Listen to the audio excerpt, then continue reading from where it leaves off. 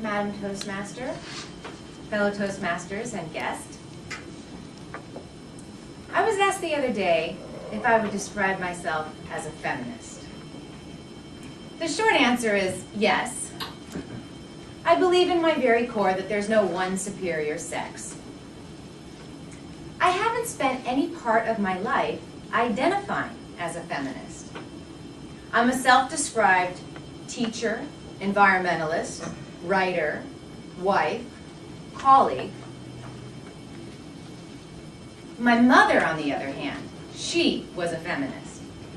They were big in the 1970s and achieved important and radical things.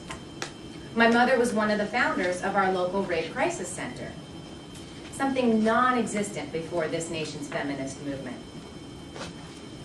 My mother did her very best to make sure that the sexism that did exist did not impact me. It worked. Growing up, I never felt less than, unimportant, or unequal to any of the boys in my class. But now, I must pick up the mantle my mother left me. It's now a time when our nation has the opportunity to once again become a leader on women's rights. We've just elected a new president. He is a leader who has an opportunity to reassert America's backbone and core values. Here's what we need to do. First, the USA is the only nation that does not financially contribute to the United Nations Population Fund, or the UNFPA.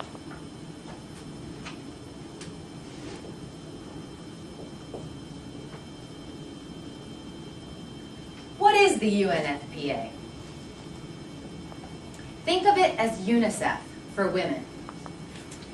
For the last 7 years, our president has refused to release funds allocated by Congress. The main reason was that our administration would not support the use of contraceptives and education about reproductive choice. The impact of our decision includes women dying unnecessarily in childbirth due to lack of maternal health resources, campaigns to end obstetric fistula and genital mutilation going unfunded, and sexually transmitted diseases and violence against women increasing. President Barack Obama must restore U.S. funding to UNFPA. The second thing we must do is ratify the Convention on the Elimination of All Forms of Discrimination Against Women, a treaty known as CEDAW.